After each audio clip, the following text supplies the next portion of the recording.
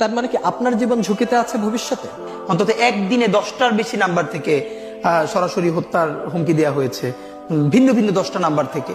সেই 10টা নাম্বার সহ শাহবাগ থানায় জিডি করেছি, এরপর থেকে আর এর কোনো ইমপ্রুভমেন্ট পাই নাই। তো এটা আপনারা আবার অনেকে মিডিয়া বলবে যে তাহলে আপনি জিডি করেন নাই কেন, এই জন্য করে রাখা।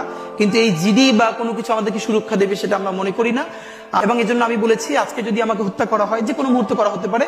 আমি আমার বন্ধুদেরকে ইনকিলাব কালচারাল সেন্টারে সেদিনকে আমরা সবাই বসে বলেছি যে আল্লাহ যদি আমাকে আগে নিয়ে যায় তারপর তোমাদের করণীয় কি।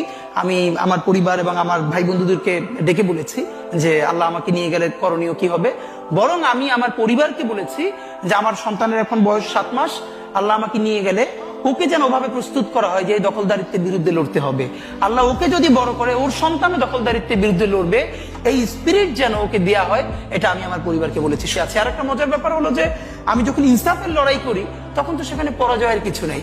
আমি বেঁচে থাকলে আমি গাজী হিসেবে লড়বো, আমি মরে গেলে শহীদ হয়ে আল্লাহর কাছে চলে যাব। আর আমাদের এই লড়াই তো হার জিতের কিছু, আমরা জিতের উপরেই আছে। আমাদের জীবন বেঁচে থাকলেও জিত, আমাদের জীবন চলে গেলেও জিত। আপনার একটু হারানোর কিছু ছিল না, সুতরাং লড়াই চল।